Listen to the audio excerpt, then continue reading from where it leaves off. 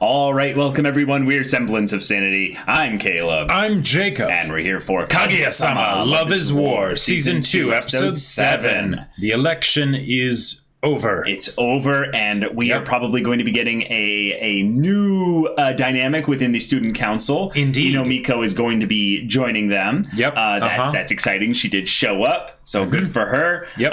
Kaguya's mental breakdown was hilarious in the previous episode. Oh, yeah. I don't think we've seen her freak out this much in a long time. In a while, yeah. And Hayasuka just soldiering through it all. Yep. It's just stay strong. Wonderful. Yeah. You go, Hayasuka. But I liked the wholesome angle of how Shirogane chose to handle this. Mm-hmm. Wonderful. And we got to see also a cool side to Ishigami and how he reacted to this, because he does have a connection to either Miko or Kobachi or both. But it was a really cool thing to show that he was glad about the way that, Miyuki or Shirogane, whoever you prefer, handled it. Yes. Mm-hmm.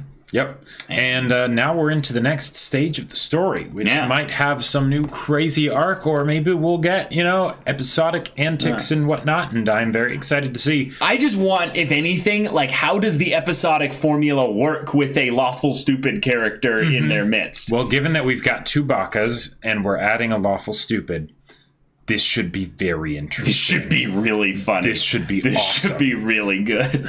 Also, I'm interested about, if she's a part of the student council, she'll have to be granted some form of power, authority, responsibility, what have you. Sure.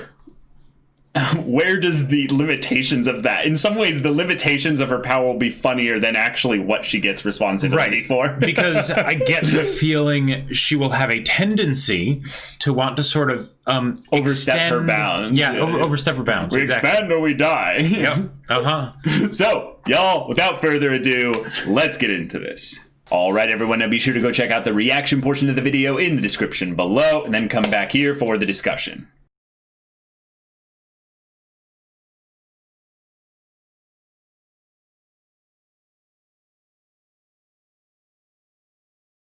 Yeah. What is this show? That was amazing. That was so good. It literally gave me chills. It was so funny towards the end. I've never had that happen before. When this story goes into a lot of the chaotic, the ridiculous stuff, I think that the absurdist humor can definitely get me. But when it's a commitment to a bit where it's not really absurdist humor, it's just that we are so violently changing the delivery method of the humor that the whole thing becomes hilarious. It doesn't have to be funny. You could see this and be like, I don't get it. It's not funny. But then you realize, oh, no. This is something that is actually happening. They have all been struck with Shoujo the arrow of the Shoujo love arrow, basically. And now everything is this. And we get a canon confirmation that Ishigami is attracted to Kaguya? That was the one thing where I was like, I'm not sure if that's that one part of it being canon kind of did throw me for a loop a bit. Dude, he's been scared of her. And he's just intimidated. Right. Yeah, okay. And this was just him getting over his fear and being like, well, because he could not find any interest in Chika if his life depended on it. No, definitely But I thought, not. if anything, there was going to be something potentially with Miko and him. Potentially. That could still happen. But it's more of a thing of where they're just like, yes, I just love the idea of falling in love right now. So I'm just going to, whoever's conveniently close... Sorry. Oh my God. That's just the way it's going to be. Okay, so... I just love the voice changes. The voice changes were amazing. Even the art narrator style change was amazing. The narrator, because of an aquarium. And what blows me away about this, though? What blows me away about this? Yeah. This is what we got after the episode was over. Think about that for a second. Just think about that. The episode wasn't over. No, the episode wasn't over. The episode wasn't over. We got the ending credits, this was the cherry on top. It was right? a big fat cherry. It was not fat. It was cherry. a slice of the whole pie. Right. So it was But, not. It was just a way of separating things, so that when we went into this, we were given some time to brace ourselves, adjust. Yeah. But the stuff we got in the rest of the episode was fantastic really good. too. Like the whole idea. Yeah. Like you should have with him. It's like, don't mock me. But also just the idea of like, okay, boxers versus boxer briefs. Right, okay. The Filthy man whores. I don't know who could dare wear boxer briefs. I feel like the jokes in this show, but especially in this episode, were so in tune with kind of the pulse of the audience and what has been established within the show up till this point. Okay. The whole idea of like, underwear, it's an obsessive, thing and all that stuff. I'm like, wait, I don't think this is a girl here. Who is the person they would actually have be changing of the two guys? No, it wouldn't be the president. It's Ishigami. Yep. Who would be the worst person to walk in on Chika? Yep. Well, you thought it was Kaguya for the beginning there, didn't you? I don't think so. Yeah, I think you thought it was Kaguya in the beginning, and then it shows that it was Chika, because it showed Kaguya there, I think, for the beginning. But yeah, not for sure. I went straight to Chika, but well, because the show didn't specifically, I would say, start with that really saying who it was. If anything, it showed Kaguya's face first, and then Chika here. But yeah, just the fact that this was that. Yeah. It was the perfect person to stumble in onto this situation, to have the most, not just the most extreme reaction, but also because Chika just absolutely despises Ishigami, right? It's the perfect person to see him in this vulnerable state. And she's like, oh yeah, people who wear boxer briefs are man whores. Like, or no, Ishigami said that. Yeah, no, that's right. Yeah. This was something where, if anything, she made the point of that. She's like, aha. So then that's the kind of person you are. Right. And, exactly. Where's your jokes? Where's your retorts and what have you? And then he goes into, you boxer supremacist. Right. And then just goes on a tirade. And I loved her little bit of, Siri, search meaning of man whore. Yeah. So then Kaguya just is like, I guess that's how it is, right? Because it's a guy who said it, so a guy would know the most, right? Of what it means to wear different kinds of underwear. So then naturally she has to go find out about Shirogane. I loved that she finally had the guts to do the I'm just going to ask him. Yeah. Now, she did do a little bit of the verbal trick of, I'm going to get him talking in a way where he's answering distracted. Questions. So he's just casually saying yes. So that when she asks the real question, he just kind of stumbles into it, just thinking about it. And he's like, oh, what are they? And then he just suddenly goes like, what? Wait. Yeah. And he thinks that she's asking him, no, I want to know what kind of panties you would prefer I wear. Exactly. And he answers out thinking, and then he's like, oh shit, I'm in trouble, right? But then he's like, but I have to still answer, but I have to make sure that it's not something that can be used against me. Right. And Genius. So he does answer. So he accidentally reveals. Yep. And then Kaguya shouts out, you man whore, I can't believe you. Runs out. And of course, our paladin, our lawful stupid, our innocent new addition to this student council. I feel kind of bad for her. Because she also has no grid for the kind of stupid shit they get up to. So this is like one of the first things she sees. Like who knows? Like my personal headcanon, this could be the very first time she's walking to the student. Now it isn't, I think, with how it lines up with the previous episode. But imagine this is her first time going up to student council room. She opens the door, and that's all she hears. Door? Did you just do that? Did you God. just? No, I didn't. You slurred your word and went the door. No, you just have a filthy mind. No, I could have swore you like stuttered. Oh, okay, but point is, and then she runs screaming because Kaguya runs screaming, and she's like, okay. But we can't just leave it there. No, not not we at have all. to continue. We have to have it escalate even further. And the massage thing, I was like, okay, it's wholesome. This is wholesome. This is good. Yeah. Why is she giving him a massage? Because apparently he's a man whore, and she has to make sure that he doesn't cheat on her, even though they're not in a relationship. Yeah. Yes.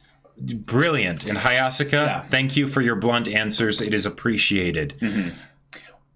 But then, one massage leads to another. Oh my God. And I gotta give commentary though on what Hayasaka was bringing up. The idea that the hormones being released and stuff is a connection to this is genius, because even if Miyuki was able to think on that level, and he was able to realize what was going on there, like it wouldn't really matter if he just let her have this, and it ended up it being something that pleased him, because he would have a positive association with it, and it would, like you said, create that positive feedback loop. Right.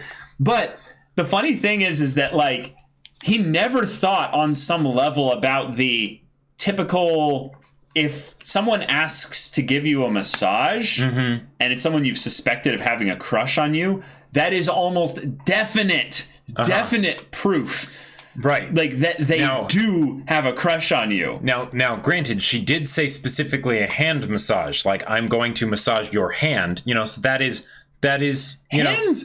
Okay, I want to know just people's feedback and stuff like that. Which is more casual to ask to give a massage for, the hands or the shoulders? I think the shoulders for sure. Well, the shoulders, she compared it to the or maybe he compared it to, I'll remember, I'll go back and check, but that's like a parent and a child, it's a very kind of basic family thing of just, hey, it's nice, there you go. Sure. But a hand, no, that's the lewd territory. That's hand holding. And again, I'm not even memeing here, with regards to the sensuality of it. I would say hand massage is way more forward than shoulder massage. I've never seen someone like the idea of a hand massage. I was like, wait, is she an actual massaging of his hand? That seems okay. All right, Yeah, I would also say it's a thing. But yeah, I would also say it makes sense that it was something that was really painful, because I don't think a hand massage is nearly as easy as it would be massaging properly. I mean, properly massaging his shoulders, for instance. Sure. Yeah. And I think that was a cool thing to bring up, in that his shoulders ended up actually feeling pretty good. At the end of this, made no mention about how his hands felt afterwards. Well, he had Band-Aids on it probably or something, but... Yeah, but she did go for both angles in that Yes, regard. that is true. She did do multiple massages, because at some point she asked him to take his belt off, which I feel like that does need to be explained. But it was great for the gag with Miko, and also, as far as ways to basically have an excuse to give intimate focus to hand holding. Right? Oh my God, this is amazing. Yeah, this is perfect. This was absolutely perfect in that regard. I love how much they've been going on the angle of internally with Kaguya, she's thinking and feeling this, but internally with Miyuki or Shirogane, he's thinking and feeling completely different. And it's just absolutely night and day. Yep. So it leads to just these wonderful instances there. I also think that when they show him crying over the thing there, they actually kind of shift the art style a little bit. Oh. Okay, not really. It's more just it's a dramatic look for him there. Yeah. But I love that the infection of this shoujo manga goes so quickly through the student council. Yeah. And I love when he's like, all right, this is what I'm going to do tomorrow. And he's boxing against the lamp, thing or whatever. Yeah, the lamp switch little cord that hangs down. Because it's all right, I have to feel manly again, because that really emotionally made me vulnerable in a way I'm not entirely comfortable with. So, yes, testosterone. Put on a hoodie and start boxing. The air. Yes, this is great.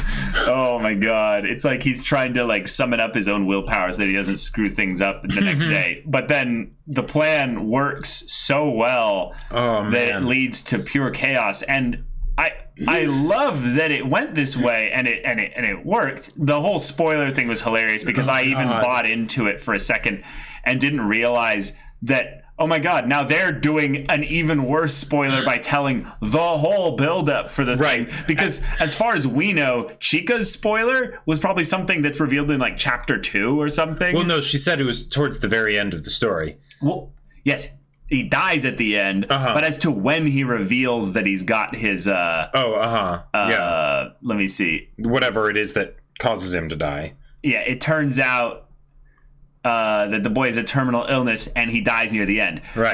See, the finding out though could have been at the very beginning. So in her mind, it's not that bad of a spoiler. Well, and except for that he dies near the end, you know.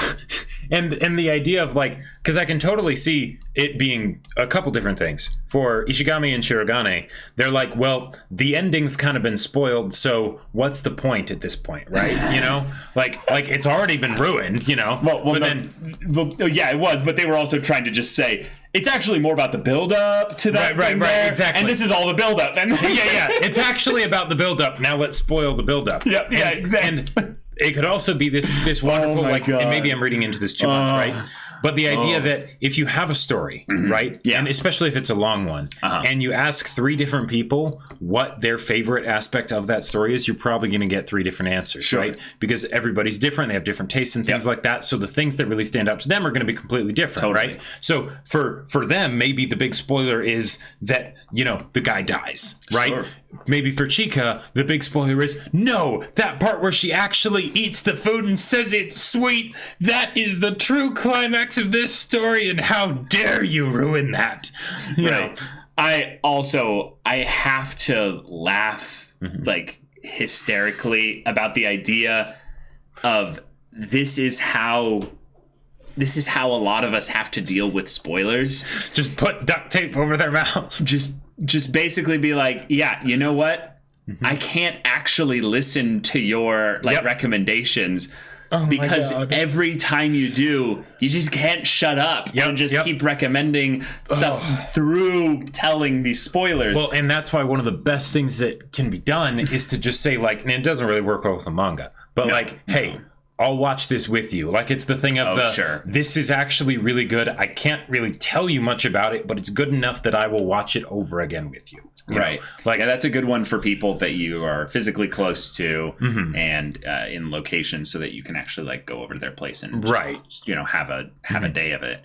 But in the internet space, though, I loved this image of like the, like the text floating around, and then you have them just angrily just growling at each other, and all this just makes me feel like in some ways like what some of our like spoiler channels are basically like, because it's just like I've like only and all of it's muted for us, so then we end up just having to you know, basically be the equivalent of Kaguya, which would be like, I have no idea, you know, what's going on. And then Inomiko comes in at the end with whatever this thing is, because so I want to say that it's like the equivalent of something that you would push against like an animal. On like the neck to keep it back or something. Right, exactly. But it's like, why do they have that? I don't know exactly. She's a very serious person. She took it very seriously. She jumped to the conclusions that, oh my God, these 2 guys are in here with Chika duct taping her mouth. This can't be good. She did call them animals earlier on when they were having the sit. Oh my God. But yes, this shoujo interpretation of everything where they are actually trying to ask Kaguya out. Oh my God. And they are setting things up with the pudding and everything. And it creates this little mini love triangle. I want it all to be real. I want it all to be, you know, done after this. I don't want it to come back because it'll lose its special nature. Ishigami also having a crush on Kaguya. No. I totally could see the possibility there. I'm more for the crazy dysfunction of Ishigami and Chika. I'm more for what will probably end up being wholesome with Ishigami and Iko or Iko. Oh, that can be the canon ending. I can't speak. Miko. But Chika can be like the other girl that makes things complicated. I just loved this image though of like her hair being down, and she's like, I'm melting like pudding, and they're like dragging her hair through their fingers, and then suddenly Chika burps and like, well, that was some good pudding. So I'll take you to the infirmary. Chika, like. I love and hate and love you so much. The fact that we can have these scenes that are probably more just like, for the mangaka to just draw and have fun with it, right? Yep. And just have a good time doing this different art style. But then have this character that you can always pull out of your back pocket and go, yep. Suddenly everything just ends. The joke is over. They are now the center of attention. Yep. It's perfect. And I can't ever take it too seriously, but I want to every once in a while to think that she is just so much desiring of attention and being like, I'm important, I'm the center of everything, that she constantly does this for that very reason, and yet she's completely unaware of the shoujo nonsense going on around her. Well, because that's her eternal state, she's always in that way. She's always that way. Also, I gotta say, I really love that so much of the dialogue during the shoujo moments was so cringy, was so overly like exaggerated and everything. Like that was just wonderful. The part where she's surrounded by the roses and there were the roses, because you have to have roses in a shoujo. It's not a shoujo if you don't have a rose backdrop for one of the guys kind of specifically framed in the middle. But I just loved that they had that bit where they were doing the what are the sounds when a voice actor just kind of goes ugh, oh yeah and then they just did them and repeated it. So disgustingly cringe. Oh my god. And then the episode ended, but poor Miko. She just doesn't know what. But it's an established shtick now because it happened 3 times in the same episode, so we've got a pattern. There we go. Also, I gotta say, the narrator. I really appreciated Ishigami's thing of being like, oh yeah, no, this is basic stuff. Oh yeah, this is where the crying stuff happens, and blah blah blah. I've seen this before. Yes, and then. It still got to me, even though I knew how it would go, it couldn't help it. Right. I also love the narrator's bit where she's like, I don't want to go to the aquarium. I don't have to go because this is an aquarium. Yeah, which is and then he's like, what? Why did she say no? Like this is where the story has gotten to the point where it's not about whether or not they know or confess to the person they like each other. They know 100% that the other person likes them. They just have to actually make them confess. Yeah. Right, but it's now just a thing of just tell me already. Like they'll actually ask each other out. Like in this case here, Shirogane is asking Kaguya. Sorry, I keep interchanging the names specifically for Miyuki. Baka 1, Baka 2. Whatever. But the point is that like she just is so in the mood, if you will, for this, and then he's lost as to why she says no, and yet. The narrator is being like, oh yes, I gotta hear this again. There's like a reason for losing. This is an aquarium, like right here. It's like then the music, and she turned me down. What? Why would she say no? Yeah, and then so hi, yeah, this is an aquarium, yeah. Oh my god! And then the boys go out to the aquarium together. It's like, this is kind of fun. Now, one of the other things I also want to point out here, given the fact that there didn't need to be any explanation or focus on Shirogane and Kaguya, either in the immediate sense or in retrospect, with Kaguya asking him to take his belt off, that means that they have progressed to the point where they are comfortable enough with each other that her asking for him to take his belt off under a circumstance is not something that makes them go, wait, what's happening right now? True. True. So maybe that is not quite as far off as you might think, Kaguya. It's possible. I mean, they might want to start with something a little bit simpler at the beginning. Maybe like him trying to hold her hand, like... Yeah. Sure. There we go. That might be a bit too lewd for her, though. I mean... in some ways, I feel like the set would be less lewd for them than hand-holding, you know? like they might have an easier time with that. But I love also that in some ways the rejection from when she's like, Miko, you should join us. Yeah, and she's like, my God. Her reasoning was not, I don't want to. Right. It was, I'm a novice. I'm just getting away. Right. Yeah, like, and it's like, wait a minute. So clearly how it's going to end is it's going to be a three-way with Ishigami, Chika, and Miko. I thought you were gonna just basically say it just turn into a big freaking love fest inside the council room. See, if you wanted to troll, right, if you wanted to troll your like audience, the mangaka basically have this whole like spin-off like half chapter, basically where it's like, this is the ending, and it's a joke ending, and it's basically just like, why don't we all just fuck each other? One big pile. Okay. And so anime was solved forever. Well, I mean, hey, we got the Shoujo skit, so now we need the hentai skit. Oh, crap. Yeah. So, y'all, without further ado, let's just end this whole madness right there. If you want to see the next episode's reaction discussion right now, go check out the link in the description below for our Patreon. You can get on early access there. You can watch full-length timer reactions there, and all this comes with Discord access, so you can chat with us and the community there about this show, about anime in general, and also talk with Jake about a sci-fi novel that he wrote. Yeah, I did a thing. It's a sci-fi novel called Battle Lines. It's on Amazon. Links in the description down below.